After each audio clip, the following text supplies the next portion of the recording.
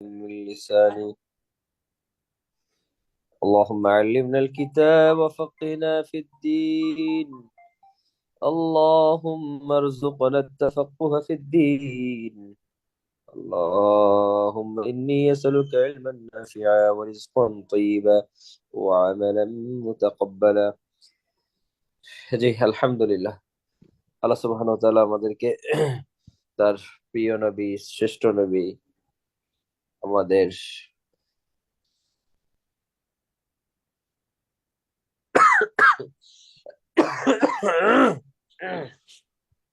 আমাদের প্রিয় নবী সাল্লাল্লাহু আলাইহি ওয়াসাল্লামের সিরাত গ্রন্থ পড়ছি আলহামদুলিল্লাহ। গুরুত্বপূর্ণ একটি জায়গায় এসেছি, মুতার যুদ্ধ। ইসলামে বড় বড় যে যুদ্ধগুলো হয়েছে তার অন্যতম এটি। তো সেটা পড়া ছিল, সেটা থেকে শুনছি ইনশাল্লাহ। আমাদের যে ভাই আনমিউট আছেন, আপনি ইনশাল্লাহ শুরু করেন। সংক্ষিপ্তভাবে বলবো পুরো ঘটনাটা। জি, আপনি বলতে থাকেন, আমার যতটুকু ইচ্ছা আমি ততটুকু শুনবো ইনশাল্লাহ। জি। অষ্টম হিজরির জুমাদিউল উলা মাসে মুতার যুদ্ধ সংগঠিত হয়েছিল। রসুল্লাহ সাল্লাল্লাহু আলাইহি ওয়াসাল্লাম বুসরা শাসনকর্তা সুরাবিল ইবনে আমর আল গাসসানির কাছে মুসলিম দূত হিসেবে প্রেরণ করেছিলেন আহ, আমর ইবনে উমাইয়া, না না না দুঃখিত, হারিস ইবনে উমাইয়া আল আজদি রাদিয়াল্লাহু আনহুকে। তিনি যাওয়ার পরে পত্র নিয়ে গেলে সেই গাসসানের বাদশাহ আহ, তাকে হত্যা করে সাহাবীকে। রসুল্লাহ সাল্লাল্লাহু আলাইহি ওয়াসাল্লাম উক্ত খবর পাওয়ার পরে অনেক ব্যথিত হন এবং তিনি 3000 মুজাহিদ বাহিনী গঠন করেন এবং রোম সাম্রাজ্যে বাহিনী প্রেরণের সিদ্ধান্ত নেন এবং এরই প্রেক্ষিতে আমির হিসেবে নিযুক্ত করেন উক্ত বাহিনীর আহ জায়েদ ইবনে হারিসা রাদিয়াল্লাহু আনহুকে এবং বলেন তিনি যদি শহীদ হন তাহলে তারপরে আমির হিসেবে নিযুক্ত হবে জাফর ইবনে রাদিয়াল্লাহু আনহু এবং তিনিও আহত অথবা শহীদ হলে তার পরবর্তীতে জাফর হবে আব্দুল্লাহ বিন রওয়াহা রাদিয়াল্লাহু আনহু। তো মুসলিম বাহিনী আহ রওনা হয়। মান নামক স্থানে গেলে তারা দেখতে পায় সেখানে রোম সাম্রাজ্য এবং তাদের আরব কাবিলা বিশাল বাহিনী, 1 লক্ষ 1 লক্ষ 2 লক্ষ বাহিনী নিয়ে সেখানে থাকে। তো মানে যাওয়ার পরে দুরাত সেখানে কাটানোর পরে মুসলিমরা নিজেরা পরামর্শ করে যে আমরা কি করব, আমরা কি রাসূলুল্লাহ সাল্লাল্লাহু আলাইহি সাল্লামকে বার্তা পাঠাবো, তিনি কি আমাদেরকে আরো বাহিনী পাঠাবে? এরকম কথা হয়। তখন তখন আব্দুল্লাহ বিন রওয়াহা রাদিয়াল্লাহু আনহু উঠে দাঁড়ান। উঠে দাঁড়িয়ে বলে যে আজকে তোমরা আহ, দুঃখিত, তোমরা যার জন্য বের হয়েছো তাকে আজকে তোমরা তিক্ত ও অপছন্দনীয়, দুঃখিত দুঃখিত সরি প্রথম থেকে বলছি। তোমরা যার জন্য হয়েছো তাকে তোমরা আজকে অপছন্দনীয় তিক্ত মনে করছো। আমরা তো শত্রুর মোকাবেলা সংখ্যা কিংবা শক্তির ভিত্তিতে করি না, আমরা তো এর মোকাবেলা করি সেই দিনের শক্তিতে যা দিয়ে আল্লাহ তাআলা আমাদেরকে ধন্য করেছে। অতএব তোমরা রওনা হও, উভয় অবস্থায় আমাদের জন্য লাভকর, শাহাদাতের লাভ, শাহাদাতেও লাভ এবং বিজয় অর্জনেও লাভ। তো তারপরে মুসলিম বাহিনী রওনা হয়ে যায়। তারপরে যায়েদ রাদিয়াল্লাহু আনহু খুব বীরত্বের সাথে যুদ্ধ করার পরে তিনি শহীদ হন। তারপরে জাফর রাদিয়াল্লাহু আনহু পতাকা তুলে নেন। তিনি শত্রুর শিবিরের ভিতরে চলে যান এবং বীরত্বের সাথে যুদ্ধ করতে করতে যখন তার ডান হাত কেটে যায় তখন তিনি বাম হাতে পতাকা নেন এবং বাম হাত কেটে গেলে তিনি দুই হাতের বাহু দিয়ে পতাকা নিয়ে শহীদ হয়ে যান। তারপরে আব্দুল্লাহ বিন রওয়াহা রাদিয়াল্লাহু আনহু পতাকা তুলে নেন। তিনি একটু মাংস মানে হাড্ডিওয়ালা মাংস খাচ্ছিলেন, তার চাচা দিয়েছিলেন। তো তিনি পতাকাটাকে ছুঁড়ে ফেলে দেন এবং বলেন, নিজেকে নিজে বলেন, এটা যদি তুমি খেতে থাকো তাহলে তোমার শহীদ হতে দেরি হয়ে যাবে। তো তিনি যুদ্ধের ময়দানে ঝাঁপিয়ে পড়েন এবং সুবহানাল্লাহ তিনি শহীদ হয়ে যান। তারপরে মুসলিম বাহিনী খালিদ ইবনে রাদিয়াল্লাহু আনহুকে পতাকা আহ দায়িত্ব দেন। তিনি মুসলিম বাহিনীকে ডান পাশের বাহিনীকে বাম পাশে দেন এবং বাম পাশের বাহিনীকে ডান পাশে। তো এইভাবে বাহিনী করলে উম পরিবর্তন করলে কৌশলে পরিবর্তন করলে শত্রু বাহিনীরা ভাবে যে মুসলিম বাহিনী অনেক বেশি চলে এসেছে। তো তখন রোম সাম্রাজ্যের সেই বাহিনীরা ভাবে যে মুসলিমরা প্রথম দিনেই তারপরে রাত হয়ে যায়। তো তখন রোম সাম্রাজ্যের সেই সেনাবাহিনীরা আলোচনা করে যে মুসলিমরা প্রথম দিন এত কম সংখ্যক নিয়ে যদি এই অবস্থা হয় তাহলে পরের দিন আমাদের কি করবে। তখন তারা যুদ্ধের আগ্রহী কমে আগ্রহ কমে যায় এবং মুসলিম বাহিনী আস্তে আস্তে পিছনের দিকে অগ্রসর হয়ে হয়ে দুই বাহিনী ফিরনে মানে পিছনে ফিরে চলে আসে। জি। জি, মাশাআল্লাহ। তো ভালো করে পড়েছেন, জাযাকুমুল্লাহ খাইর। আচ্ছা, এরপর কি হাত তুলবেন? দ্রুত হাত তুলেন। আপনার হাত তুলবেন, না হলে আমি আনমিউট করতে থাকবো। আপনি মিউট হয়ে যান। শুক্রিয়া, অনেক সুন্দর বলেছেন। কিছু কিছু তথ্য মিসিং হয়ে গেছে।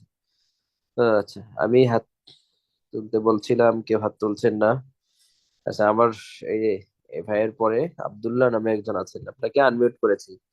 দ্রুত আপনি মাইক্রোফোন অন করেন। দ্রুত, আজকে শুধু পড়া শুনবো আপনাদের।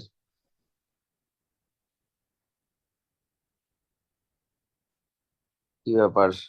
আনমিউট করে বলেন যে পড়ি নেই, তা একটা কথা হবে। অনেকটা কিছু তো হবে ইনশাল্লাহ। এই তো ওমর, মোহাম্মদ ওমর, মাশাআল্লাহ। আসসালামু আলাইকুম রহমতুল্লাহ। ওয়ালাইকুম আসসালাম রহমতুল্লাহ। কি খবর, কেমন আছেন? জি আলহামদুলিল্লাহ সাহেব, ভালো আছি। আপনি কেমন আছেন? জি, আলহামদুলিল্লাহ, আল্লাহ খুব ভালো রেখেছে। আচ্ছা, একটু শোনাবেন ইনশাল্লাহ আপনি? জি, কোন অংশ থেকে শোনাবো? আপনি যেখান থেকে শুরু করা যায়, মৌলিক পড়াটা আপনি শুনাই দেন ইনশাল্লাহ।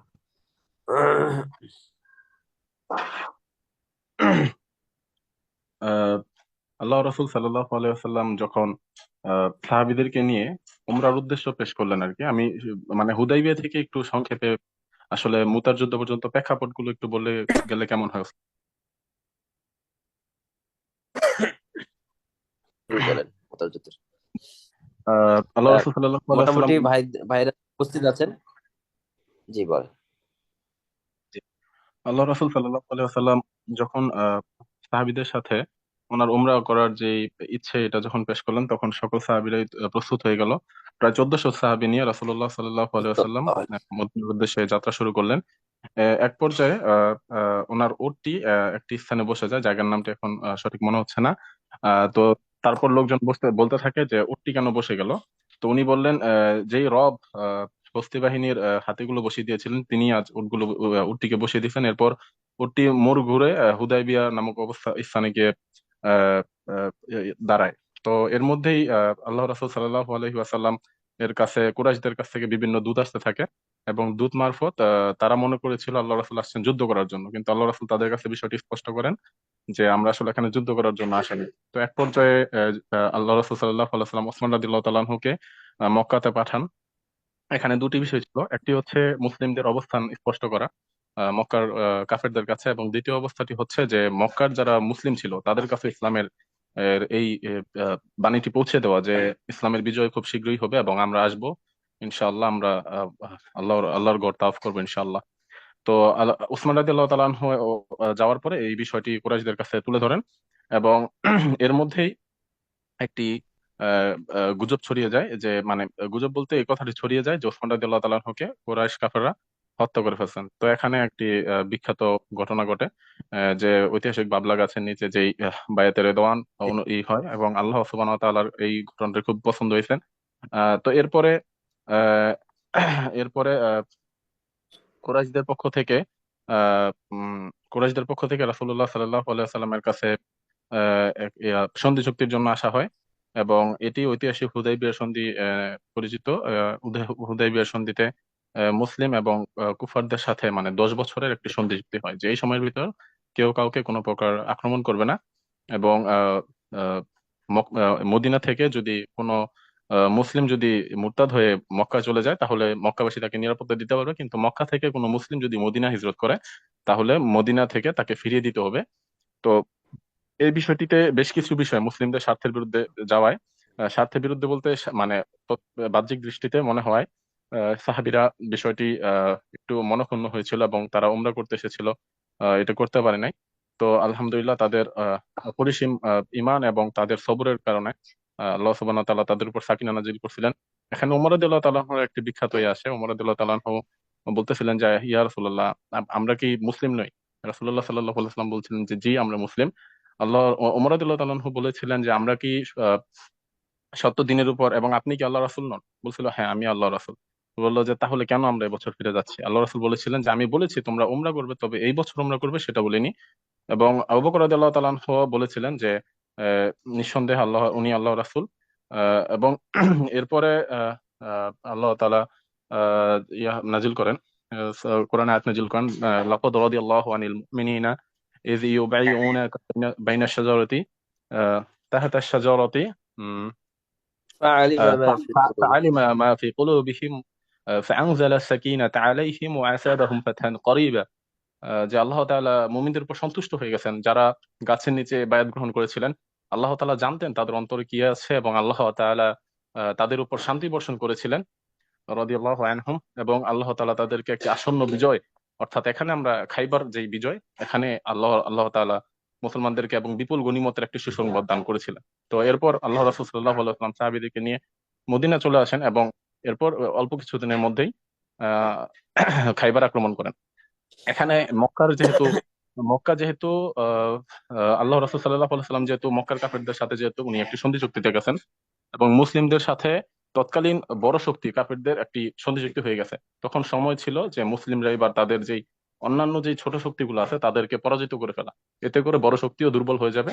তো এজন্য আল্লাহ সাল্লাল্লাহু আলাইহি সাল্লাম, যেহেতু ইহুদিরা মদিনাতে অনেক বেশি বিপর্যয় করছিল, ফাসাদ সৃষ্টি করছিল, শৃঙ্খলা নষ্ট করছিল, তো উনি এজন্য খাইবারের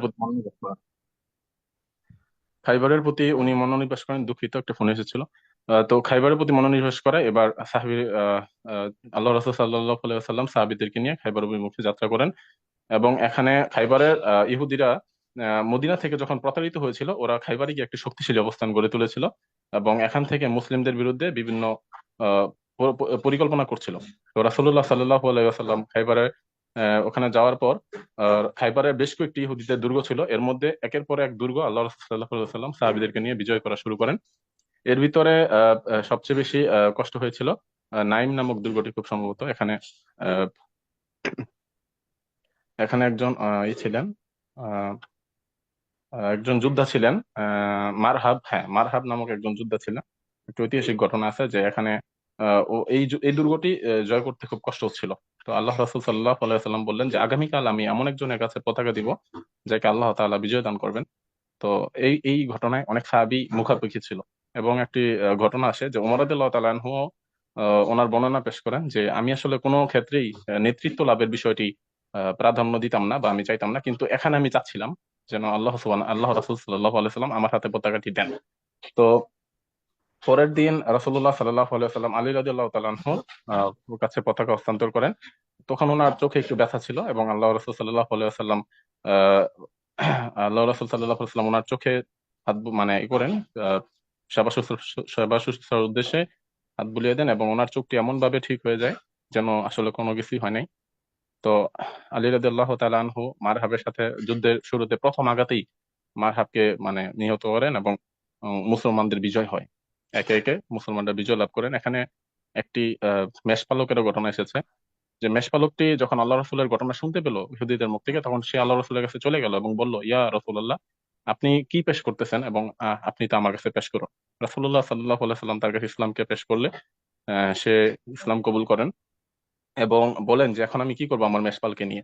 আল্লাহ রাসূল বললেন যে তুমি তোমার মেষপালকে একটু জায়গার কথা না বলতে মনে পড়তেছে না, জায়গাটা নিয়ে ছেড়ে দাও, আল্লাহ তাআলা তোমার মেষপালকে তার মালিকের কাছে পৌঁছে দিবেন। অতঃপর আল্লাহ তাআলা এই আমানত রক্ষা করেন এবং যুদ্ধের সারিতেও এই এই কৃষ্ণ বর্ণের রাখাল ছিল এবং আল্লাহ সুবহানাহু ওয়া তাআলা তাকে শাহাদাতের মর্যাদা দান করেন।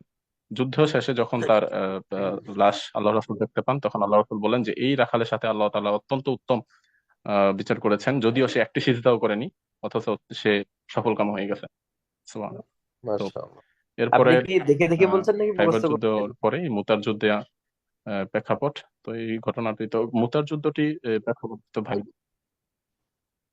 আচ্ছা, মাশাআল্লাহ, খুব জি চমৎকার আসলে করে বলছেন। আমি এটা জি। দেখে দেখে ওস্তাদ, আমি তো আসলে এটা আসলে মানে নবী রহমত থেকে এবং শুকরিয়া। জি, কথা আটকে আসছে। জি ওস্তাদ, এই এই এই ঘটনাটি মানে নবী রহমত এবং তার পাশাপাশি মানে আপনার রেনড্রপস এর যে সিরা, দুইটা কিতাব থেকে। জি ও, আচ্ছা আচ্ছা, মাশাআল্লাহ। জি, সুন্দর হয়েছে, মাশাআল্লাহ। আচ্ছা, এখানে আর ভাইরা কই? এরা সবাই চুপ করে বসে আছেন। আজকে পড়া সবার শোনা হবে। এক এক করে আনমিউট হতে থাকবেন, পড়াশোনা থাকবেন। আপনি মিউট হয়ে যান। মাশাআল্লাহ, খুবই চমৎকার শুনিয়েছেন, মাশাআল্লাহ। সিরাত এভাবে পড়তে হয়। এখন আপনাদের কাছে আমি জানতে চাই যে সিরাত যেটা আপনার পড়েছেন, সেটা কি জীবনের প্রতিটা ক্ষেত্রে বা প্রতিটা লাইন বাস্তবিক আপনার জীবনে খুঁজে নেন যে এটা আমার শিক্ষাটা এটা হবে, এই পরিস্থিতিতে আমাকে এই সিদ্ধান্ত নিতে হবে? সিরাত এভাবে কি আপনাকে পথ দেখায়, নাকি শুধু এটা গল্পের আকারেই পড়ে যাচ্ছে শুধু? আচ্ছা, আমি যে প্রশ্নটি করলাম, মেয়েদের পড়া নেওয়া হবে না। মেয়েদের পড়া নেওয়া হবে না, শুধু ভাইদেরই পড়া নেওয়া হবে। তবে সবাইকে উপস্থিত থাকতে হবে। কিছু আলোচনা, নিশ্চয়ই কিছু আলোচনা হবে। অন্যান্য সময়গুলোতে একটু করে পড়াশোনা হয় এবং পড়া দিয়ে দেওয়া হয়। তো সিরাতের মূল ক্লাসগুলো আদনান উস্তাদ করবেন ইনশাল্লাহ, সামনের দিকে দিয়ে দিবেন। একটু মাঝে মাঝে আমাদের আপনাদের সঙ্গে গল্প করার জন্য যুক্ত হওয়ার সৌভাগ্য হলে বা হবে, তখন আপনাদের সঙ্গে একটু গল্প করলাম, পড়া শুনলাম। আচ্ছা, সোহেল রানা আছেন আপনি? আপনাকে কিন্তু আনমিউট করার অপশন দেয়া হয়েছে। সোহেল রানা নিশ্চয়ই ক্লাসে আছেন, আপনাকে আনমিউট করার জন্য বলা হচ্ছে। কই,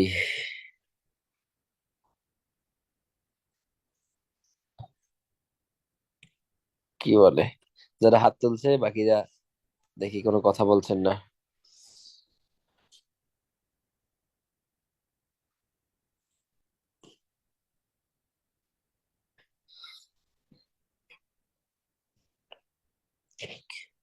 নতুন কেউ হাত তোলেন? আচ্ছা, যে ভাইরা এখানে উপস্থিত উপস্থিত আছেন, সবাই যে দুইজন পড়া শুনিয়েছেন তারা বাদ দিয়ে বাকি সবাই হ্যান্ড রাইজ করেন। আহ, সবাই করেন তো দেখি, আমাদের ভাইরা কয়জন আছেন এখানে?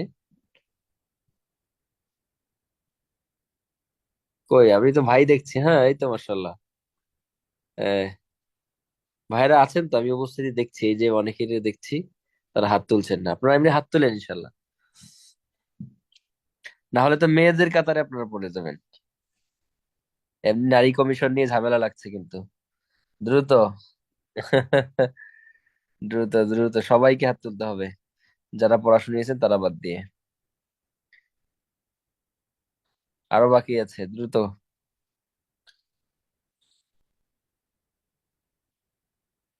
আচ্ছা, যারা হাত তুলেছেন আমি একটু আনমিউট করি, যে আপনারা, আপনাদের কি অবস্থা? হ্যাঁ, দেখেন কাকে আমি করেছি, মাইক্রোফোন অন করার অপশন দিয়েছি। দেখেন আপনারা এই তিনজন যে হাত তুলেছেন, আনমিউট হতে আসসালামু পারেন। আলাইকুম রহমতুল্লাহ।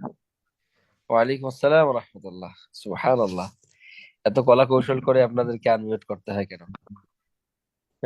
আসলে উস্তাদ একটু ব্যস্ত ছিলাম তো এই জন্য। এখনো কি ব্যস্ত? না উস্তাদ বলেন। জি। আপনাদের কততম ক্লাস আজকে? উস্তাদ মনে নাই আমার। আমরা কিন্তু বইটা অনেক দূর পড়ে ফেলছি। আপনার কি পড়ার মধ্যে মধ্য থেকে আপনি সামান্য কোনো বিষয় আপনার মনে পড়ে না, দুইটা লাইনও মনে পড়ে না এরকম? জি উস্তাদ আলহামদুলিল্লাহ পরে জি, মনে। হ্যাঁ, সেটাই আপনি শুনান। আহ, উস্তাদ আমি আচ্ছা, এই যে ফুয়াদ হাসান, ইনি কি আমাদের বোন হবেন মনে হয়? উনি কেন উনি হাত তোলেননি? হ্যাঁ, আরো কয়েকজনকে দেখছি যে তাদেরকে নাম অনুযায়ী তাদেরকে ভাই মনে হয়। এই যে সোহেল রানা, ইনি কি আমাদের বোন হবেন?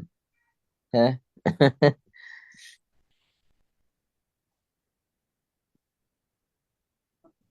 আচ্ছা, আমার কথা কি ক্লিয়ার শোনা যাচ্ছে? জি উস্তাদ। আচ্ছা, একজন বলছেন কথা আটকে যাচ্ছে, তার ওখানে তাহলে সমস্যা। জি, মুতার যুদ্ধের ঘটনাটা বলেন। মুতার যুদ্ধের প্রেক্ষাপটটা আগে বলবেন, এরপর যুদ্ধটা কোথায় হলো, কোন সালে হলো, মৌলিক কথাগুলো বললেও চলবে ইনশাল্লাহ। উস্তাদ আজকে প্রস্তুতি ছাড়াই ক্লাসে এসেছি, দুঃখিত। জি জি, সমস্যা নেই, প্রস্তুতি ছাড়াই কিছু কিছু পড়াশোনা করতে হয়। আপনারা সবাই ব্যস্ত মানুষ, আমরা সবাই ব্যস্ত মানুষ, সবার কর্মক্ষেত্র রয়েছে, এর মধ্য দিয়ে পড়াশোনা করছেন আপনারা, বাহবা পাওয়ার উপযুক্ত। তো এর মধ্যে কিছু না কিছু তো মাথায় আছে, যতটুকু পারেন অতটুকু বলেন ইনশাল্লাহ, ওটা বসে যাক হৃদয়ের মধ্যে। জি বলেন ইনশাল্লাহ। ওস্তাদ আসলে দুঃখিত ওস্তাদ। এক লাইনও বলতে পারবেন না মুতার যুদ্ধের? ওস্তাদ মুতার যুদ্ধে শুরু হয়েছিল রাসূলুল্লাহ সাল্লাল্লাহু আলাইহি ওয়াসাল্লাম যখন বিভিন্ন রাজার দরবারে পত্র প্রেরণ করেন মিশর, রোমক এবং পারস্য সম্রাটদের কাছে। এমন সময় মুতার যিনি সম্রাট ছিলেন তিনি আহ, আমাদের মুসলিম দূতকে অন্যায়ভাবে হত্যা করে। তৎকালীন সময়ে মুসলিম দূতকে বা কোনো রাষ্ট্রদূতকে অন্যায়ভাবে হত্যা করা ছিল চরম অপমানজনক একটি কাজ। তো রাসূলুল্লাহ সাল্লাল্লাহু আলাইহি ওয়াসাল্লাম খবর পাওয়ার পরপরই 3,000 সাহাবীকে তৈরি করেন মুতার বিরুদ্ধে অভিযানে পাঠানোর জন্য। এবং সেই যুদ্ধে তিনজন সাহাবীকে তিনি আহ, সেনাপতি হিসেবে পাঠান। তাদের নাম হলো আব্দুল্লাহ বিন রওহা, আহ, তার পালক পুত্র জায়েদ, তারপরে উম আরেকজনের নাম মনে আসতেছে না। আচ্ছা, মৌলিক ঘটনাটা বললেও চলবে। তো তাদেরকে সাহাবি সেই তিনজন সাহাবিকে সেনাপতি করে পাঠানোর পর সেই দলে কিন্তু আহ, মুসলিম উম্মার একজন জনপ্রিয় বীর যাকে সাইফুল্লাহ বলা হতো, খালিদ ইবনে ওয়ালিদও ছিলেন। তো সাহাবিগণ মুতা নামক প্রান্তরে পৌঁছানোর পর সেখানে কাফেরদের সাথে যুদ্ধ অনুষ্ঠিত হয়। কাফেরদের সৈন্য সংখ্যা ছিল প্রায় 2 লক্ষ। এবং এখানে যুদ্ধ অনুষ্ঠিত হওয়ার পর তারা যে তিনজন সাহাবাকে সেনাপতি করে পাঠানো হয় তারা জেনে গিয়েছিল, তারা বুঝতে পেরেছিল যে আমাদের শাহাদত কবুলিয়ত হয়ে গেছে। তো আহ, মুসলিমরা অতি অল্প সংখ্যক হয় এবং কাফেরদের বিশাল সংখ্যক আহ, সৈন্যবাহিনী দেখে মুসলিমদের মনে একটু ভয়ের ইয়া সৃষ্টি হয়। তখন সেনাপতিদের একজন আব্দুল্লাহ বিন রওহা তিনি মুসলিমদের অনুপ্রেরণা জাগানোর জন্য একটা ঐতিহাসিক ভাষণ দেন। তিনি তাদের তাদের সবাইকে শাহাদতের জন্য অনুপ্রাণিত করেন এবং সেই শাহাদতের অনুপ্রেরণায় অনুপ্রাণিত হয়ে সাহাবাগণ যুদ্ধে অবতীর্ণ হয়ে আহ, একে একে তিনজন সাহাবী শহীদ হন।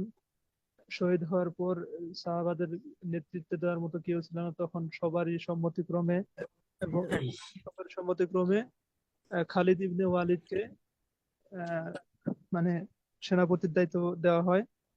তখন তিনি মুসলিমদের নেতৃত্ব দিয়ে সামনে তো থেকে আপনার অনেক অনেক পড়েছেন, দেখছেন আপনার মধ্যে কত প্রতিভা, কিন্তু আপনি এই প্রতিভাকে বিকশিত করতে চান না। আপনার ক্লাস করবেন কিন্তু ক্লাসের দুইটা কথাও মনে থাকবে না, এটা হয় না ভাই। সিরাত এভাবে পড়তে হয় না, সিরাতকে আরো মনোযোগ দিয়ে পড়তে হয়।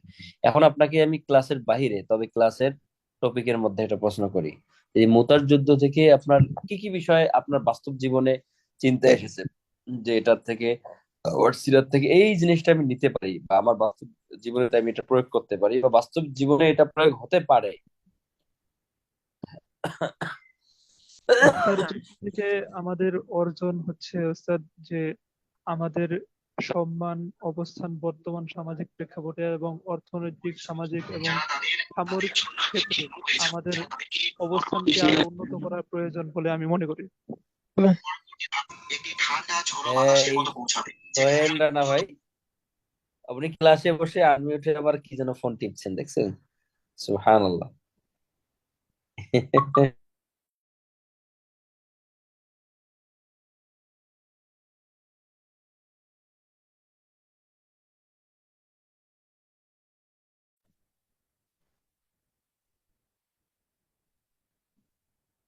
এই কই গেলেন আপনি, দেখি মিউট হয়ে গেছেন।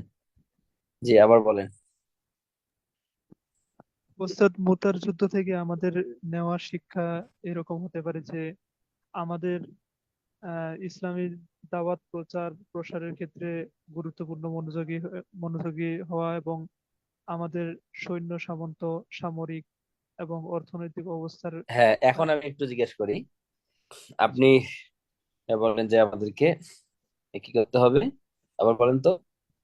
সৈন্য সামন্ত এবং আর্থ সামাজিক সামরিক ক্ষেত্রে জি। এবং আমাদের সামরিক আমাদের দেশ তো গণতান্ত্রিক পদ্ধতিতে চলে। জি, পারলে তো ইসলামের বিরুদ্ধে আইন করে। এই নারী কমিশন তো গঠন হয়েছে, দেখেছেন তো নাকি? জি, না, জি নারী ওস্তাদ। কমিশন তারা যে প্রস্তাবগুলো পেশ করেছে, আপনারা বলেন এই যদি প্রস্তাব পাশ করা হয় তাহলে আমাদের কোন সমাজ ব্যবস্থা টিকবে? অবশ্যই না ওস্তাদ, নারী একদম কমিশনের পরিবার পদক্ষেপ। ভেঙে যাবে, আমাদের বোনদের সংসার ভেঙে যাবে, এই পুরা পরিবার সিস্টেমটা ভেঙে পড়বে। আপনি একটা জিনিস খেয়াল করছেন? একটু কাঁচা জি, শব্দ বলি, কাঁচা শব্দ জি, আপনারা অনেক খারাপ দৃষ্টিতে নিতে পারেন, কিন্তু একটু বোঝার জন্য একটু বলছি। আমরা বেশ্যাদেরকে কিন্তু খুব খারাপ দৃষ্টিতে দেখি, দেখি না? জি, আরো এর থেকেও কাঁচা শব্দ কিছু আছে বাংলায়, ম দিয়ে, ম আকার। জি, কিন্তু জি, এই যে সমাজের নিকৃষ্ট ম আকার দিয়ে আমরা বলি, এটা ওই লোকরে বলি যাকে সমাজের দুই চোখেও কেউ দেখতে পারে না। এমন ব্যক্তিরা তারা রাষ্ট্রীয়ভাবে স্বীকৃতি পাবে এবং বৈধ লাইসেন্স পাবে এবং তারা একটা সম্মান মর্যাদার পদ পাবে। বুঝতে পেরেছেন আমার জি, দেশের কোন অবস্থা? আর সেখানে আপনি কিভাবে সিরাতের আলোকে কি করবেন? অর্থনীতিকে আপনি ইয়া করবেন, এরপর সৈন্যবাহিনী গঠন করবেন কিভাবে বলেন? আপনার চিন্তাটা যথাযথ হলো কিনা একটু আপনি চিন্তা করেন। আমরা কিন্তু আসলে সিরাত গতানুগতিক পদ্ধতি পড়ে যাই, সিরাত গতানুগতিক, কিন্তু সিরাতের প্রতিটা লাইন আমাকে আমার জীবন গঠন করে দিবে। কখন কিভাবে কি আমাকে পদক্ষেপ গ্রহণ করতে হবে এটা আমাকে এই সিরাত শিখাবে। রাসূলুল্লাহ সাল্লাল্লাহু আলাইহি ওয়াসাল্লাম জীবনীকে এরকম হৃদয় দিয়ে করতে হবে। এখন আপনি যদি ক্লাসে বসে ফোনে ফেসবুকে ঢোকেন, এখানে ওখানে ঢোকেন, বলেন কি অবস্থা হবে? অবশ্যই আমাদের জন্য এটা অনেক হতাশাজনক ওস্তাদ। আমি উম, ব্যক্তিগতভাবে যে সিরাত হচ্ছে আমাদের জীবনের জন্য সবকিছুর নির্দেশনা। রাসূলুল্লাহ সাল্লাল্লাহু আলাইহি সাল্লামের ব্যাখ্যা এবং আল্লাহ তাআলার সংক্ষিপ্ত না, নির্দেশনা সিরাতে তো আর আমাদের জন্য। ব্যাখ্যা নেই, শুনেন। সিরাতে ব্যাখ্যা নেই, সিরাতে আমাদের কি আছে? আল্লাহ। সিরাতে আমার জীবনের প্রতিটা পদক্ষেপের ভিতরে যে কোনো পরিস্থিতিতে আমাকে কি সিদ্ধান্ত নিতে হবে, এই সিদ্ধান্ত রাসূলুল্লাহ সাল্লাল্লাহু আলাইহি সাল্লামের এই সিরাত থেকে আমাকে নেওয়া সহজ। এবং এই সিরাত আমাকে, সিরাতের আলোকে রাসূলুল্লাহ সাল্লাল্লাহু আলাইহি সাল্লামের কর্মপন্থার আলোকে আমাকে আমার যে কোনো পরিস্থিতির সিদ্ধান্ত আমি নিতে পারবো, এই সিরাত আমাকে সেই পথ দেখাবে। বুঝতে পেরেছেন? জি, জি এই যে ওস্তাদ। গল্পের মতো পড়ে গেলেন, এই যে যুদ্ধ হচ্ছে, এই যে হচ্ছে, শুধু একটা হিস্ট্রির মতো হয়ে গেল, কিন্তু এটা আমার জীবনে কোন জায়গায় কাজে লাগবে? হ্যাঁ, আমি বলি সিরাতের কোন স্টুডেন্ট, সিরাতের স্টুডেন্ট সে যদি এই যে যুদ্ধগুলোর ঘটনা যাচ্ছে একের পর, এটা শুধু আপনি গল্প হিসেবে একটা হিস্ট্রি হিসেবে নিলেন, আহ, এবং এই যে যুদ্ধ জিহাদ আপনি দেখেন সারা পৃথিবীতে জিহাদকে আহ, জঙ্গি এবং এটা একটা টেরোরিস্ট বা সন্ত্রাস, এরকম একটা তারা নেগেটিভ তৈরি করে রেখেছে। বুঝতে পেরেছেন? কাফেররা জি আমাদের ওস্তাদ। কখনোই বন্ধু নয়। জি ওস্তাদ। অতএব ইন্ডিয়া আমাদের কখনো বন্ধু না, তারা আমাদের শত্রু রাষ্ট্র। পৃথিবীর সমস্ত কাফেররা শত্রু রাষ্ট্র। আপনারা দেখেছেন এই যে মানবাধিকার সংস্থা, এই জাতিসংঘ, এগুলো সব তাদেরকে হেফাজত করার জন্য এগুলো করা হয়েছে। এগুলো মুসলমানের স্বার্থের কোনো কাজে আসে না। গাজাকে ধ্বংস করে দেওয়া হয়েছে সবার সামনে, ভিডিওতে, সরাসরি লাইভে। মানুষ উড়ে গেছে বোম করার মারার পর, দেখেছেন তো? জি ওস্তাদ। কই নারীবাদীরা কই? সেখানে কি নারীদের অধিকার ক্ষুণ্ণ হয়নি? তারা যে বেশ্যাদের অধিকার নিয়ে কথা বলে, এই সমস্ত মানবাধিকার, এই সমস্ত সংবিধান, এ সব হলো আমাদের আমাদের পক্ষে না, সব বিপক্ষে। এরা কখনোই আমাদের প্রতি সন্তুষ্ট হবে না। আল্লাহ তাআলা বলছেন, জি ওয়ালান ওস্তাদ। তারদা আনকাল ইয়াহুদা ওয়ালান নাসারা হাত্তা তাত্তাবিআ মিল্লাতাহুম। ইহুদি নাসারা কাফের মুশরিকরা যতক্ষণ পর্যন্ত তাদের মিল্লাত ধর্মকে গ্রহণ আমরা করবো না, ততক্ষণ পর্যন্ত তারা কোনোভাবেই আমাদের প্রতি সন্তুষ্ট হবে না। অতএব তারা মাইন্ড করবে এজন্য না, ইসলামে জিহাদ জঙ্গিবাদী নেই। আরে জঙ্গিবাদী তো জিহাদকেই তারা বলে। আমি জি কি ওস্তাদ। বুঝাচ্ছি এখানে? এখন আমাদের এই এই উপমহাদেশে এই যে পরিস্থিতি, আপনারা যারা সচেতন মানুষ তারা দেখছেন ধেয়ে আসছে বড় বড় ধরনের যুদ্ধ। ইন্ডিয়ার প্রতিটা, এখন স্কুলে বাচ্চাদেরকে পর্যন্ত প্রশিক্ষণ দেওয়া হচ্ছে, জি রাষ্ট্রীয়ভাবে ওস্তাদ। প্রশিক্ষণ দেওয়া হচ্ছে, উগ্র ছেলেদেরকে তৈরি করা হচ্ছে, প্রকাশ্যে লাইভের মধ্যে হত্যা করা হচ্ছে, কোনো বিচার নেই। এবং তারা তো ঘোষণা দিছে যে এই উপমহাদেশকে তারা রামরাজ্য বানাবে। এর বিপরীতে আমাদের কি এই সিরাত কি আমাদের কোনো পথ দেখায় না? বলেন, এই অবশ্যই সিরাত পড়ে যদি আপনি এই উপমহাদেশের যে সমস্যাগুলো এগুলো যদি সমাধান করতে না পারেন, এগুলো যদি সমাধান আপনার চোখে না আসে, ভাই এই সিরাত পড়ে আপনার কোনো ফায়দা হয়নি। আপনি একটা গল্প পড়েছেন, সিরাত গল্প নয়, সিরাত জীবনী নয়, শুধু একটা মানুষের জীবনী এরকম না। সিরাত হলো আমার আলোকবর্তিকা, এ আমাকে পথ দেখাবে জীবনের পরতে পরতে প্রতিটা পদক্ষেপে আমাকে পথ দেখাবে। একজন সিরাত একজন সিরাত পাঠ করে কিন্তু সে গণতন্ত্র প্রতিষ্ঠার জন্য আওয়ামী লীগ, বিএনপি, রাজনীতি, এরপর এসব এসব জাতীয়তাবাদ, এসব যারা করে, যারা কুফরি মতবাদকে প্রতিষ্ঠার জন্য জীবনকে অক্ষম করে, এদেরকে সাপোর্ট করে, এদেরকে করে, কিন্তু এই যে ইসলামকে রাষ্ট্রীয়ভাবে প্রতিষ্ঠা করা অথবা ইসলামের জন্য জীবনকে অক্ষ করা, এই জিনিসটা সে শিক্ষা নেয় না এবং সে করে না। তাহলে বলেন এই সিরাত পড়ার কোন অর্থ আছে? কোন অর্থ নেই, না, কোন অর্থ নেই। জি। আসলে আমাদেরকে সিরাত পড়ে এবং সিরাত থেকে শিক্ষা নিয়ে আমাদের হ্যাঁ, সেভাবে এই করে। ভাইরা দেখছেন, আমাদের ভাইরা আবার হাত নামিয়ে ওরা আবার চলে গেছেন। কি ব্যাপার, আপনারা হাত নামাইলেন যে? মোহাম্মদ সিয়াম, আপনি আবার হাত তোলেন। এই তো মাশাল্লাহ, আপনাকে আনমিউট করলাম। আপনার পড়া জিজ্ঞেস করবো না, আপনি বলেন মুতার যুদ্ধ থেকে আপনি আমাদের বাংলাদেশের প্রেক্ষাপট প্রেক্ষাপট আপনারা সবাই সচেতন, কি হচ্ছে না হচ্ছে আমাদের উপমহাদেশের প্রেক্ষাপটের সমাধান কি বলেন? সিরাত তো অনেক পড়লেন, শেষ হয়ে যাবে সামনে। কত যুদ্ধ, জিহাদ, কি পরিস্থিতি মুসলমানদের উপর দিয়ে গিয়েছে। কই মোহাম্মদ সিয়াম, আপনাকে তো আনমিউট করা হয়েছে, মাইক্রোফোনটা অন করেন।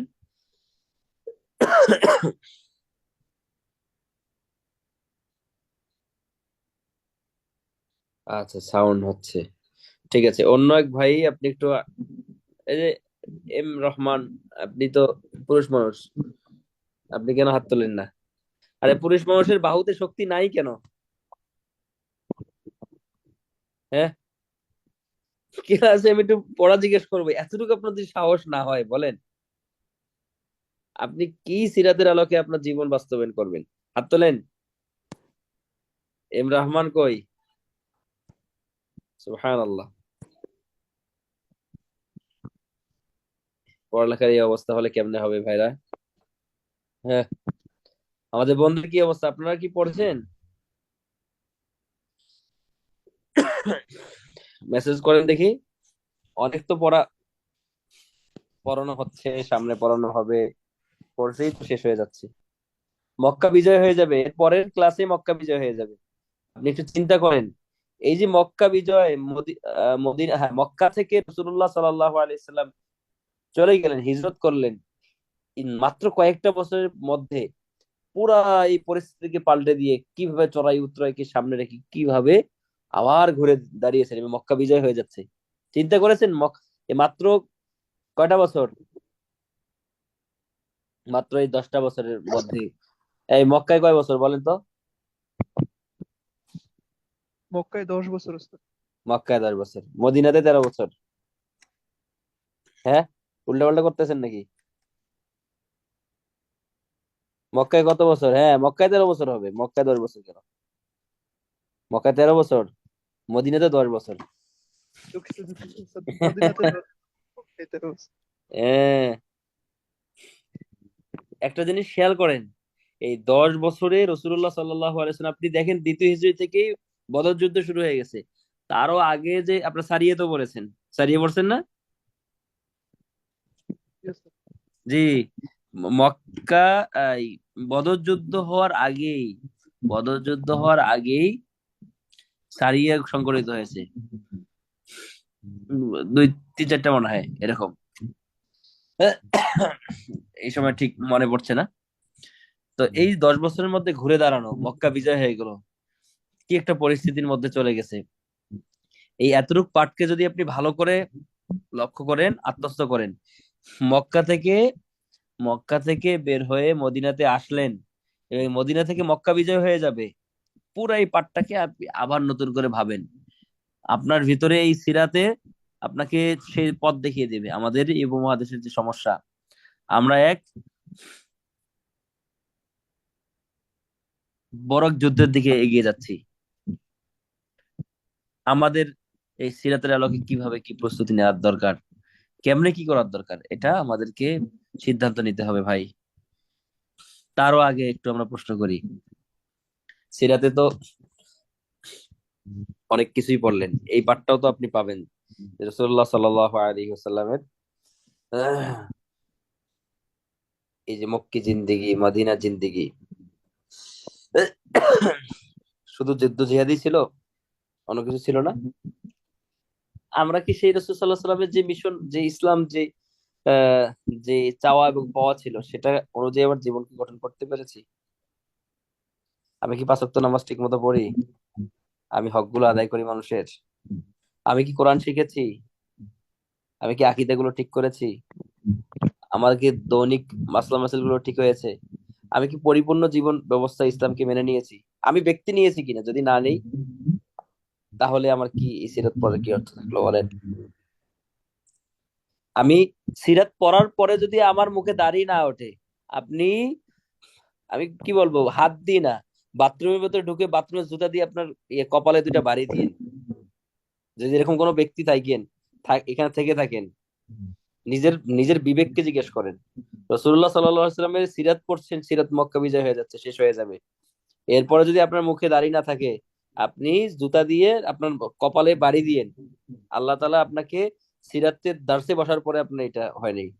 বোনদেরকে বলছি, আপনি যদি সিরাতের দার্সে বসার পরে আপনার যদি চেহারায় যদি পর্দা না আসে, এরপরে আপনি জীবন ব্যবস্থা হিসেবে ইসলামকে নেননি, আপনি ইসলামকে শুধু ফলো ফলো করেন আপনার সুবিধা মতো, যতটুকু ভালো লাগে, যেটা কষ্ট নেই, এরকম যদি হয়, তাহলে আপনিও ওই ছেঁড়া জুতা দিয়ে বাথরুমের কপালে দুটা বাড়ি দিয়েন। সিরাত শেষ হয়ে যাবে কয়দিন পর, শেষ হয়ে যাবে, কিন্তু সিরাত কি, এটার পাঠের কি প্রয়োজনীয়তা, সিরাত আমাকে কি শিখালো, হ্যাঁ, এটা যদি আমি না শিখতে পারি, ইসলামটাকে যদি, এই যে রাসূল সাল্লাল্লাহু আলাইহি সাল্লাম এত এই যুদ্ধ জিহাদ সবকিছুর উদ্দেশ্য কি? ইসলামটাকে তো প্রতিষ্ঠিত করা সমাজের ভিতরে, ঠিক না? সবাই যেন ইসলাম ফলো করে। তো আমি তো আগে থেকেই মুসলমান এবং সিরাতও পড়ছি, কিন্তু দেখা যায় আমি অন্য 10 জনের মতো নামাজ পড়ি, নামাজি মুসলিম না, পুরা জীবন ব্যবস্থা হিসেবে ইসলামকে নেয়া। আমি কি পূর্ণ পর্দা পর্দা করি? আমি কি গোনা থেকে বাঁচার চেষ্টা করছি? আমি কি সবার হক আদায় করছি? আমি কি কোরআন পড়ছি? আমি কি কোরআন পড়তে পারি? এক কথা, পুরো ইসলামকে আমি কি এখনো নিতে পেরেছি কিনা? যদি না নিতে পারি, তাহলে আজকে থেকে তওবা করি, আজকে থেকে শুরু করি ইনশাল্লাহ। তাহলে এই সিরাত আমাদের যে দার্স, এটা কাজে লাগবে। তাহলে হিস্ট্রি হিসেবে শুধু পড়ে যায় কোনো লাভ নেই ভাই। আমাদের বোনেরা বুঝতে পেরেছেন? আল্লাহ সুবহানাহু ওয়া তাআলা আপনাদেরকে বোঝার তৌফিক দান করেন। এই আপনাদের মাধ্যমেই তো একটা প্রজন্ম তৈরি হবে, যে প্রজন্মের মাধ্যমে আমরা আমরা আমাদের সমাজ ব্যবস্থাকে পরিবর্তন করে দিব। আমাদের সমাজে বিয়েকে কঠিন করে ফেলা হচ্ছে, জিনাকে সহজ করা হচ্ছে রাষ্ট্রীয়ভাবে, ইসলামের প্রতিটা বিষয়কে কোরবানি করে দেওয়া হচ্ছে। রাসূলুল্লাহ সাল্লাল্লাহু আলাইহি ওয়াসাল্লামের এই বিরুদ্ধে বিভিন্ন কথাবার্তা হচ্ছে, রাখাল্লাহর কি অবস্থা জানি না, দেখা যাবে ঘুরে ফিরে তাদেরকে নেওয়া হয়েছে। আমরা কিছু লোক তৈরি হয়ে যাই, যারা প্রতিটা জায়গা, প্রত্যেকের স্তর অনুযায়ী ইসলামের জীবন ব্যবস্থাকে মেনে নেই এবং আমাদের জায়গা থেকে আমরা এটাকে কাজ করি এবং আমাদের টার্গেট নিয়ে কাজ করি। রাসূলুল্লাহ সাল্লাল্লাহু আলাইহি ওয়াসাল্লামের সামনে যদি টার্গেট না থাকতো, কোনো বিষয় আপনাদের টার্গেট এবং আপনার যদি প্ল্যান প্রোগ্রাম না থাকে, আপনি শুধু পাগলের মতো ছুটছেন, এটা জীবনে আপনি সফল হতে পারবেন না। আপনি একটা ব্যবসা প্রতিষ্ঠান দিয়েছেন, সেক্ষেত্রে একই কথা। আপনি একটা শিক্ষা প্রতিষ্ঠান দিয়েছেন, সেক্ষেত্রে একই কথা। আপনার কোনো প্ল্যান নেই, আপনার কোনো কোনো কিছু নেই, কোনো কিছুই আপনার এই কার্যক্রম টিকাতে পারবে না, মুখ থুবড়ে পড়ে যাবে। তাহলে আমরা যারা শিক্ষার্থী রয়েছি সিরাতের, সবার আজকে থেকে নিয়ত করতে হবে পুরা সিরাত অনুযায়ী, পুরো ইসলামকে জীবন ব্যবস্থাকে মেনে নিতে হবে। এরপর আমার জায়গা থেকে মৃত্যুর আগ মুহূর্ত পর্যন্ত এই ইসলামকে রাসূলুল্লাহ সাল্লাল্লাহু আলাইহি সাল্লামের যেভাবে চেয়েছেন, যেভাবে করা উচিত, এই সিরাতের আলোকে আমি পথ ওলামায়ে কেরামদের পরামর্শে আমি আমার পরিবার থেকে, পরিবার আগে ব্যক্তি থেকে, পরিবার, সমাজ, এই রাষ্ট্র, এইভাবে আমি সারা জীবনকে মিশন হিসেবে আমি নিব, সারা জীবন যেন এটাকে আমি কাজ করতে পারি। এটা আমার বদ্ধপরিকর বা ভালো প্রতিজ্ঞা করতে হবে। আল্লাহ সুবহানাহু ওয়া তাআলা তৌফিক দান করেন। আব্দুল্লাহ আল মামুন হাত তুলেছেন। এ আল্লাহর বান্দা কোথা থেকে আসছেন বলেন? আসসালামু আলাইকুম উস্তাদ। ওয়ালাইকুম আসসালাম ওয়া রাহমাতুল্লাহ। ভালো আছেন? আলহামদুলিল্লাহ ভালো আছি, আপনি ভালো আছেন? জি জি জি, মাশাআল্লাহ, আলহামদুলিল্লাহ ভালো আছি। জি, কিছু বলবেন? আহ এই যে সিরাতের আলোকে আপনি বললেন যে আমাদের জীবনের কি পরিবর্তন বা আমি কতটুকু আমরা করতে পেরেছি বা রাষ্ট্রীয়ভাবে কিভাবে পরিবর্তন করতে পারি, এই বিষয় নিয়ে কিছু বলতে চাই আর কি। জি বলেন। আলহামদুলিল্লাহ, সিরাত যখন আমি পড়া যখন শুনেছি আর কি, আমি কোর্সে যখন ভর্তি হই তখন ভেবেছিলাম যে হয়তো সাধারণ একটা টপিক, এমনিতেই হয়তো বেশিরভাগই জানি, এভাবে পড়ার চিন্তা করেছিলাম। তো যখন এর ভিতরে আসি এবং আস্তে আস্তে পড়ি, জানতে পারি, আ- আমি পুরো অবাক যে এমন আমার ধারণার বাইরে সিরাত। তো যতটুকু জানতে পেরেছি, যা বুঝতে পেরেছি, আসলে আমরা আসলে ইসলাম সম্বন্ধে বিশেষ কিছু জানি না, এমন মনে হয় এখন। খুবই কম জানি। তবুও সিরাত পড়ার পরে আলহামদুলিল্লাহ চেষ্টা করি নিজেকে আহ আদর্শ, মহানবী সাল্লাল্লাহু আলাইহি ওয়াসাল্লামের আদর্শ অনুযায়ী গড়ে তোলার। আলহামদুলিল্লাহ কোরআন তেলাওয়াত শিখছি আর সিরাতও পড়ছি। আর চেষ্টা করছি যাতে পার্সোনাল ভাবে অন্তত নিজের জীবনটাকে গোছাতে পারি। জি জি, মাশাআল্লাহ। আর আলহামদুলিল্লাহ। আর রাষ্ট্রীয় ভাবের কথা যদি বলি, আমি সিরাত পড়ার পরে আমি যে জিনিসটা বুঝতে পেরেছি, আমার এটা আমার পার্সোনাল থিঙ্কিং, যে আসলে যদি আমরা বাংলাদেশকে শুধু বাংলাদেশকে রাষ্ট্রীয়ভাবে যদি ইসলাম প্রতিষ্ঠা করতে চাই, আসলে শুধু বাংলাদেশ দিয়ে এটা হবে না। একটা দেশ কখনোই শুধু ইসলাম প্রতিষ্ঠিত করা যাবে না। এর জন্য আমাদের প্রত্যেকটা মুসলিম দেশেরই দরকার। তবে আমরা শুরুটা বাংলাদেশ দিয়ে করতে পারবো। তবে বাংলাদেশেও যদি কিভাবে আমাদের হতে পারে? কিভাবে হতে পারে সিরাতের আলোকে আপনি বলেন। আমরা কারণ আমাদের সমাজে ইসলামকে প্রতিষ্ঠিত করবে। জি, অবশ্যই মুহাম্মদুর রাসূলুল্লাহ সাল্লাল্লাহু আলাইহি ওয়াসাল্লাম গণতন্ত্র নিয়ে আসেননি। নিয়ে এসেছেন না গণতন্ত্র না, ইসলাম, ইসলাম নিয়ে এসেছেন। ইসলাম, কোরআন এবং সুন্নাহ, ইসলামকে কোরআনের বিধান নিয়ে এসেছেন। জি যে নিয়ম নীতির মধ্যে দিয়ে তিনি গেছেন আমাদেরকে ওইভাবেই যেতে হবে। আমরা যদি হ্যাঁ। অন্যভাবে সিরাতের যাই আলোকে আপনি কি আসলে, শিখেছেন? সিরাতের আলোকে কি শিখেছেন সেটা বলেন। আচ্ছা, আমি যতদূর বুঝছি গণতন্ত্রে এতগুলো নেতা আছে, এক একজনের চিন্তা এক এক রকম। কিন্তু সিরাতের আলোকে আমি যেটা বুঝছি, একজন নেতাকে ফলো করছে, আমাদের জি প্রিয় নবী হযরত মুহাম্মদ সাল্লাল্লাহু আলাইহি সাল্লামের আদর্শকে ফলো করেছে, তার কথা শুনছে, মানছে, এবং সে যা বলছে সেই অনুযায়ী একটা রাষ্ট্র পরিচালিত হচ্ছে। তো আমাদেরকেও যদি রাষ্ট্র পরিচালিত করতে হয়, তো একজনের কথা অনুযায়ী চলতে হবে, একজন আদর্শবান নীতিবান মানুষ দিয়েই পরিচালিত করতে হবে, যে রাসূলুল্লাহ সাল্লাল্লাহু আলাইহি সাল্লামের আদর্শকে ধারণ করে, লালন করে এবং সেটাকে প্রতিষ্ঠিত করার চেষ্টা করে। জি, মাশাআল্লাহ মাশাআল্লাহ। না হলে ঠিক। এই কোনো সময়ই সম্ভব হবে না। জি আর যদি আমাদের প্রথমে শুরু করতে হয়, যদি আমরা চেষ্টা করি যে আমাদেরকে প্রথমেই ইসলামকে আমাদের রাষ্ট্রে শুরু করতে হবে, তাহলে আমার মতে, আমি যতদূর বুঝেছি এবং সিরাতের আলোকে মক্কাকে যেভাবে দেখেছি এবং মদিনায় হিজরত, তারপরে মক্কা বিজয়, প্রত্যেকটা ঘটনার মধ্যে থেকে যে শিক্ষাটা আমি পেয়েছি, যে আমাদের বাংলাদেশের মধ্যেও অল্প হলেও একটা যুদ্ধ অবশ্যই সৃষ্টি হবে। যদি আমরা ইসলাম প্রতিষ্ঠা করতে চাই, যুদ্ধ ছাড়া কখনোই শান্তিপূর্ণভাবে ইসলাম প্রতিষ্ঠিত হবে না। কারণ কাফের মুশরিকরা তো তো করতে দেবেই না।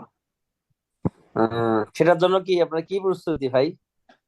আমাদের কি এটাই যে কিছু নেই। আমাদেরকে এগুলো অনেক ডিপ বিষয়, বুঝতে পেরেছেন? আমাদেরকে যে তো আমাদেরকে একদম হাত পা বেঁধে ফেলা হয়েছে এই গণতন্ত্র দিয়ে। হাত পা যে বেঁধে ফেলা হয়েছে। অবশ্যই তো এখন কিছু করতে গেলেই তো জঙ্গি তকমা সিরাতের দিয়ে দেবে। আলোকে, সিরাতের আলোকে দাওয়াত সেটাই। জিহাদ, দাওয়াত জিহাদ, দাওয়াত আর এবং যদি জিহাদ সিরাকের বিকল্প আলোকে নেই। বলেন, তাহলে আমি পার্সোনাল ভাবে বিশ্বাস করি যে আমি যেটা জানি সেটা জি। ৮-১০ জনকে জানানো, অন্তত আমার যতজনকে আমার সামর্থ্য আছে আচ্ছা, এই সবাইকে এই ব্যাপারে জিনিস করতে শোনেন, দেওয়া। এই এই ব্যাপারে আমাদের সময় নেই আর বলার দরকার নেই। এ ব্যাপারে আপনাদের আদনান ওস্তাদের, ওস্তাদ আবু তাহা আদনানের, হাফিজাহুল্লাহ, ওনার অনেকগুলো লেকচার পাওয়া যায় যে আমরা কিভাবে এই সিরাতের আলোকে আমরা আমাদের দেশকে কিভাবে এগিয়ে যাব, কিভাবে শরিয়া আইনে আমরা প্রতিষ্ঠিত করতে পারবো। এ ব্যাপারে বেশ কিছু আলেমদের এবং আপনাদের আমাদের যে আমাদের প্রিয় ভাই, আপনাদের প্রিয় ওস্তাদ আবু তাহা মোহাম্মদ আদনান, ওনার লেকচার আছে, খুব চমৎকার চমৎকার আলোচনা আছে, সেগুলো শোনা যেতে পারে ইনশাল্লাহ। এই যে আপনি বললেন না আমরা যুদ্ধ আসলে এই করবেন, কথাটা বলতে পারি। আমাদের ওইভাবে সরাসরি বর্তমান কোনো পরিস্থিতি নেই যে আপনি সরাসরি যুদ্ধ করবেন, আপনি নিশ্চিন্ন হয়ে যাবেন। আমাদেরকে কাজটা ডিপলি শুরু করতে হবে, ব্যক্তি সমাজ সব জায়গা থেকে শুরু করতে হবে। এজন্য অনেকগুলো স্তর আছে, যে প্রথমে এই স্তরের কাজগুলো আমাকে করতে হবে, এরপরে এই স্তরের কাজগুলো করতে হবে। এটার জন্য সঠিক গাইডলাইন দরকার, সঠিক সামনে নেতৃত্ব দরকার। বুঝতে পেরেছেন? জি, জি, তবে আপনি একজন দিয়ে সম্ভব না, জি জি, সকলেই আপনি মিলেমিশে আপনি কাজ করতে ভেবেছেন, হবে। এটা অনেক বিষয়। এখন আমরা আমাদের বন্ধের একটু শুনতে চাই, আহ, কি বলে বন্ধের এই বিষয়গুলো জানতে চাই, ওনাদের কোনো বিষয় এবং কোনো গল্প অথবা কোনো জানার কোনো বিষয় আছে কিনা। আজকে আমরা সামনে ইচ্ছা করেই পড়িনি যে অনেক তো সামনে পড়া হয়েছে, আজকে একটু পড়া নেই এবং গল্প করি। বর্তমানে এমন এক নেতা দরকার যিনি আল্লাহ তাআলাকে ভয় করবে, রাসূল সাল্লাল্লাহু আলাইহি ওয়াসাল্লাম। আচ্ছা, আমাদের বন্ধের কোনো প্রশ্ন বা কোনো বিষয় জানা আছে কিনা? আহ, আচ্ছা, একজন লেখছেন দিন কায়েমের পথ ও পদ্ধতি জিহাদ ফি সাবিলিল্লাহ, একমাত্র না, দাওয়াত ও জিহাদ, এবং জিহাদ ও দাওয়াতের অংশই। কিন্তু কখন, ঠিক কোন মুহূর্তে কোনটা কি পদক্ষেপ নিতে হবে, এটা বিজ্ঞ আলেম এবং বিজ্ঞ যারা রাজনীতি, ভূরাজনীতি সহ এই আঞ্চলিক প্রেক্ষাপট নিয়ে গভীরভাবে লক্ষ্য করেন, এরকম ব্যক্তি ছাড়া আসলে সম্ভব না। আল্লাহ, ঠিক আছে, আর তো কেউ কোনো কিছু বলছেন না। হ্যাঁ, জিও পলিটিক্স জানতে হবে। জিও পলিটিক্স কোনো বই আছে কিনা? হ্যাঁ, এটা ওই যে আপনি এতে আপনাদের ওস্তাদ আবু তাহের কিছু লেকচার পাওয়া যায়, ওখানে অনেক কিছু বই সাজেস্ট করেছে। আমি নিজেও জিও পলিটিক্স সম্পর্কে তেমন পড়াশোনা করিনি, আমি তেমন জানি না, এই জন্য আমি নিজের নাম বলতে পারবো না এই মুহূর্তে। ওনার ক্লাসে আপনারা একটু করতে পারেন, এটা জিজ্ঞেস করতে পারেন জিও পলিটিক্স সম্পর্কে কি কি পড়া যেতে পারে, কোন কোন বই পড়া যেতে পারে, উনি একটা ভালো একটা গাইডলাইন দিবেন ইনশাল্লাহ। আর আপনাদেরকে আমি বলবো যে আহ আপনাদের যে ওস্তাদ আবু হাদনান, ওনার কাছে আপনারা এই বিষয়ে লাস্ট ক্লাসে বা যে কোনো একটা ক্লাসে, আপনারা ব্যস্ত থাকেন, যে কোনো একটা ক্লাসে একটা দিক নির্দেশনামূলক আপনারা নিবেন ইনশাল্লাহ ওনার কাছে, যাতে করে সামনে সিরাতের আলোকে বিষয়গুলো ভাবা যায়, চিন্তা করা যায়। অর্থনীতির সামর্থ্য, মুসলিমরা এত বেশি, যে বললাম না অর্থনীতিকে আপনি করবেন। আরে আমাদের তো দেশকে তুলে দেওয়া হলো, এর আগের ওলারা ইন্ডিয়ার কাছে দিয়ে দিয়েছিল, এখন এনারা আরেকজনের কাছে, মহাজনের কাছে দিতে যাচ্ছেন। কর্মকাণ্ড দেখে এরকমই মনে হয়। হম আমাদের আমির দরকার। আল্লাহ আমাদেরকে এই ব্যক্তিত্ব দান করেন। আল্লাহ সুবহানাহু ওয়া তাআলা আমাদের কবুল করেন। জাযাকুমুল্লাহু খাইর। আল্লাহ তাআলা আপনাদেরকে আরো সিরাত এখন ভেবে ভেবে বুঝে বুঝে পড়বেন ইনশাআল্লাহ। আসসালামু আলাইকুম।